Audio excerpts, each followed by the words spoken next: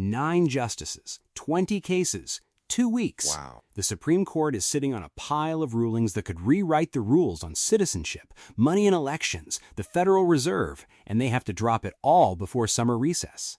And that deadline pressure is real. SCOTUS Block noted this week the court has just under 2 weeks before end of June, 20 cases. The math is tight. Right. So Blake, welcome back. I'm Max, you're Blake, and today we're doing something a little different. We're not hopping around the news. We're treating this final Supreme Court sprint as a single story. And the premise worth pressure testing. Are these really isolated rulings, or is there a common thread? That's the argument we're going to earn, not just assert. See, I knew you'd make me work for it. Good.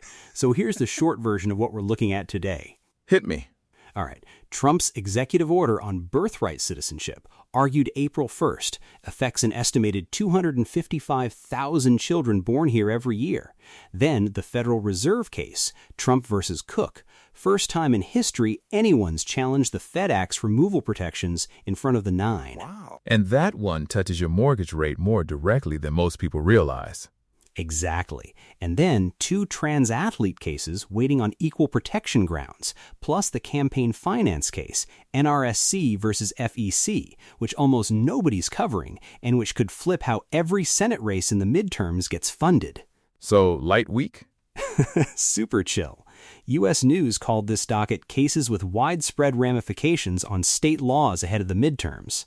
Let's find out if the premise holds, starting with the 14th Amendment.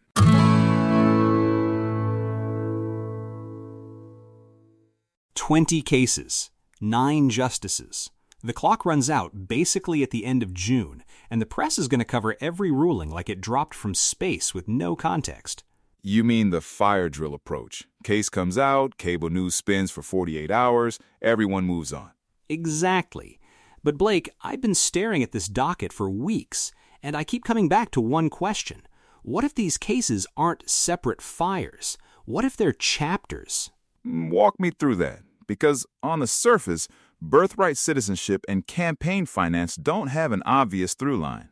Okay, so CBS News flagged this. The court already dropped 2 blockbusters before the final stretch. Struck down Trump's sweeping tariffs, Wow. gutted the Voting Rights Act, and that sent redistricting fights spreading across the South. And those two went in opposite directions politically. One hurt the administration, one helped it. Right, and that's kind of the point. This court is not working from a team roster. SCOTUS Blog noted there are still 20 cases left to decide with under 2 weeks to go. Birthright citizenship, transgender athlete bans, campaign finance, presidential removal power. That's a lot of constitutional weight concentrated in a very short window. Dude, it's like they saved every hard problem for the last 10 days. U.S. News put out a piece this week laying out 8 major cases still pending. Election law, Second Amendment, mail-in ballots. It's a lot. So what is the thread you're actually claiming connects them? Every one of these cases is asking the same foundational question. Who gets to redefine what the Constitution means, and by what authority? An executive order, a state legislature, the court itself? That's a bigger claim than it sounds. I know, that's sort of the premise. So let's test it. You want to start with the one that's been around the longest, written into the Constitution in 1868, and see if an executive order can just rewrite it? That's exactly the right place to start.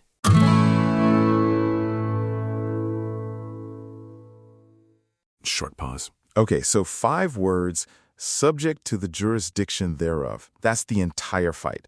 The Trump administration signed Executive Order 14160 on day 1, arguing those 5 words exclude children born to undocumented parents or temporary visa holders. And the press covered it like an immigration story. It's really not. Right. The actual question is constitutional authority. Can a president redefine a clause in the 14th Amendment by signing a piece of paper? Which, spoiler, the courts have not been enthusiastic about. Every single lower court blocked this order. Every single one. And then SCOTUS Blog covered the April 1st oral argument, and their read was that a majority appeared skeptical of the government's theory.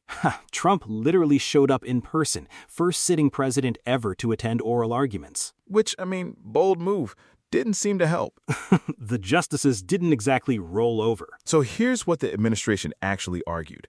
Their theory hinges on domicile. They read Wong Kim Ark, the 1898 precedent, and said the key word was domicile, meaning lawful permanent residence. If your parents aren't domiciled here legally, the clause doesn't apply. Wong Kim Ark is 128 years old, Blake. The court established citizenship for a child born to Chinese immigrant parents. Nobody has overturned it. And the Library of Congress analysis shows the Solicitor General told Justice Sotomayor directly they're not asking to overturn Wong Kim Ark. They're asking the court to reinterpret it. Which, spoiler, is a distinction that does a lot of heavy lifting. Basically, Justice Gorsuch said the same thing. He pushed back hard on the domicile theory, pointing out that in 1868, immigration was barely regulated. The concept doesn't translate cleanly. And the real-world stakes on this are not abstract. The Migration Policy Institute projected 255,000 children annually would be born without citizenship if this order takes effect. 255,000 a year. Wow. That's not a rounding error. Think about a baby born in a Texas hospital next February. Her parents are on work visas. Under the order, she's not a citizen. What country is she a citizen of? Potentially none. The NAACP Legal Defense Fund flagged that some kids could end up stateless depending on the parents' home country laws. Which is a nightmare scenario that nobody's really talking about loudly enough. And that's the thing the press keeps missing.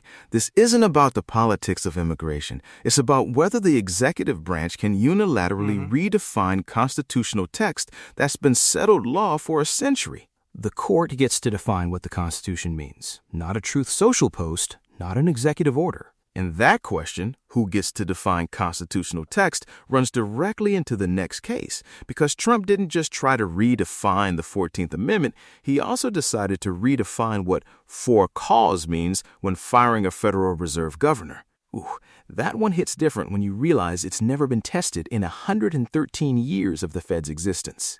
The statute, the Federal Reserve Act, says governors can only be removed for cause. Nobody has ever pushed that to the Supreme Court until now.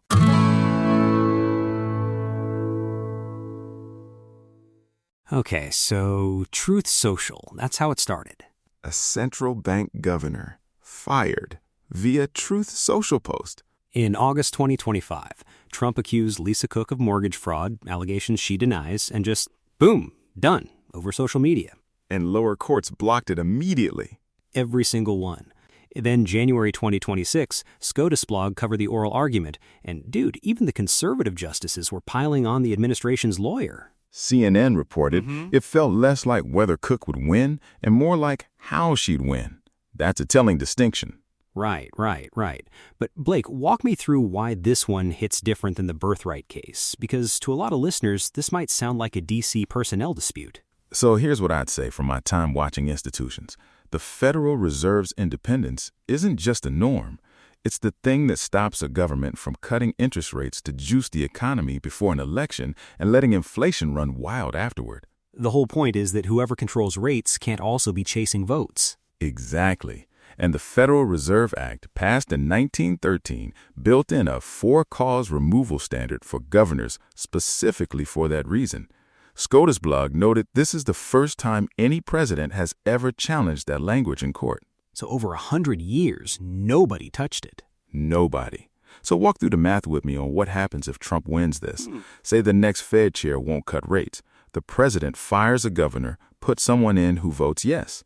What does that do to your mortgage? Rates drop on political schedule, not economic reality. Inflation spikes later. You paid artificially cheap money for a house that's not worth less in real terms. And your savings account lost purchasing power. That's not abstract. That's a kitchen table number. The justices seem to get that. NPR noted all 9, liberal and conservative, expressed doubts about the administration's position. 9. That almost never happens. Which makes you wonder what the ruling says about the limits of executive power over any independent agency. And that's actually where this pivots, because the next cases flip the question. It's not the president trying to control a federal institution, it's state legislatures drawing their own lines under the 14th Amendment. That's up next. Transgender athlete bans, 27 states, and the court has to decide whether those lines survive equal protection scrutiny. That's up next.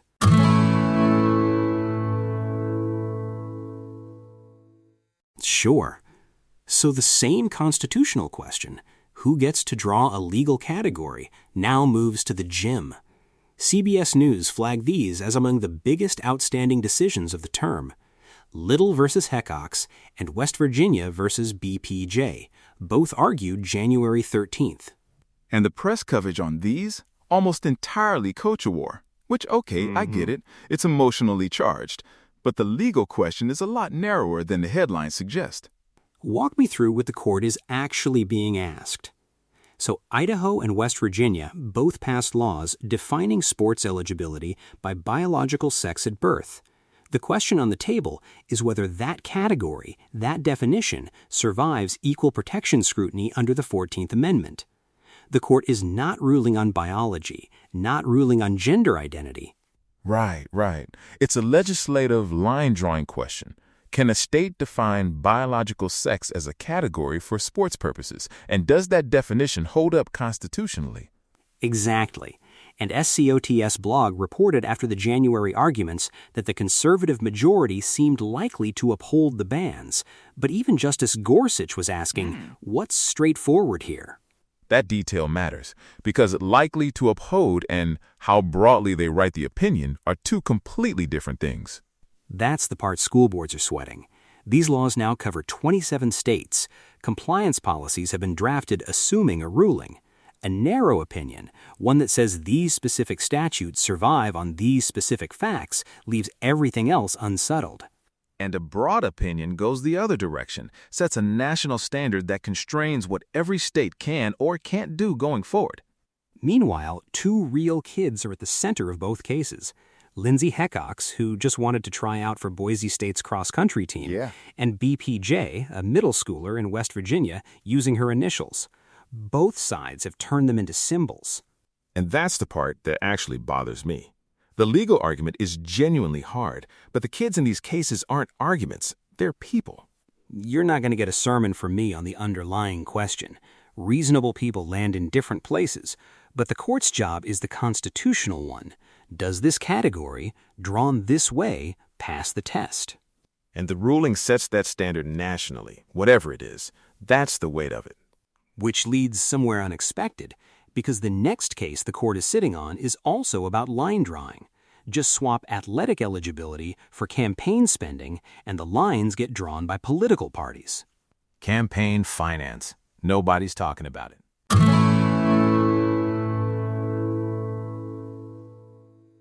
Okay, shifting gears, and I'll be upfront, this one doesn't have the emotional pull of the cases we just covered. Which is exactly why it might matter more. Right? NRSC v. FEC, National Republican Senatorial Committee against the Federal Election Commission.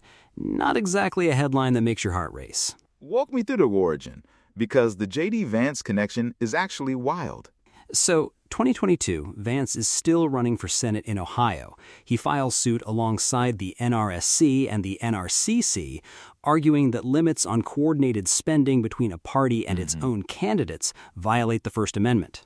Meaning a party can spend unlimited money independently, but the moment it talks to its candidate about how to spend it, there's a cap, and the Republicans say that's constitutionally absurd. If the party and the candidate share a platform, a message, a voter base, how are they separate speakers? That's actually a real question. A 25-year president called Colorado II said coordinated spending is essentially a contribution, so it can be capped. And the conservative justices at oral argument in December were not exactly sold on that logic. To be precise, they appeared skeptical. We don't have a ruling. Fair, but ABC News reported the conservative majority looked ready to overturn a 25-year decision. That's not nothing. The stakes are direct. According to U.S. News, this decision lands before the 2026 midterms. Senate spending caps currently run from $127,000 in small states up to nearly $4 million in California. If those caps disappear, every Senate race this fall is funded differently. No phase-in, no transition. And it doesn't break cleanly along partisan lines. Both parties use coordinated spending. Whoever wins this case wins the next funding cycle. 4 cases, 4 actors pushing past a boundary. we should probably talk about what that pattern actually means.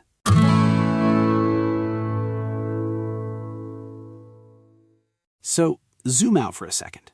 4 cases, 4 different arenas in the same question underneath every single one. Right. And the question isn't partisan. Birthright citizenship, the Fed firing trans athletes, campaign finance. Each one is asking, does a democratically written boundary survive when someone with power decides it doesn't apply to them anymore? That's it. That's the whole stress test. And what this term is showing, what's actually surprising if you follow the conventional wisdom, is that the Roberts Court is not acting like a Trump-aligned institution. It struck down the tariffs 6-3. Wow. 9 justices expressed doubts about the Fed firing. These are not rubber stamps. Dude, that 6-3 tariff ruling, Roberts wrote it himself. The majority opinion basically said, if you want extraordinary power, show Congress gave it to you explicitly. That's the major questions doctrine, and he applied it against his own political coalition. Which is the Roberts Project, right? He's been building this for 20 years. The idea that the court polices all 3 branches, not just the ones he disagrees with politically. So it's less Team Red versus Team Blue, and more nobody gets to rewrite the rules without a hall pass from the text. Which is either deeply principled or deeply frustrating, depending on which executive order you're rooting for. Pretty much. And here's what I keep coming back to. 20 cases still waiting, SCOTUS blog reported, with under 2 weeks left in June. These rulings are landing fast. So what do you actually do with that? Because people hear Supreme Court term and check out. Okay, here's the concrete thing. Every state AG filed amicus briefs in at least one of these 4 cases. Find your state's brief, takes about 20 minutes to read, and you'll know more about where your state actually stands than a month of cable news. And that matters because when the opinion lands, your state attorney general's office has to decide how to respond, whether to comply, whether to challenge, whether to punt. The brief tells you what they were arguing before the decision. Your state attorney general's website. Search the case name, the brief is public. The court this term isn't a team. It's an institution that's deciding whether constitutional text means something fixed or whether it bends to whoever holds the most power right now. And we'll know the answer before July.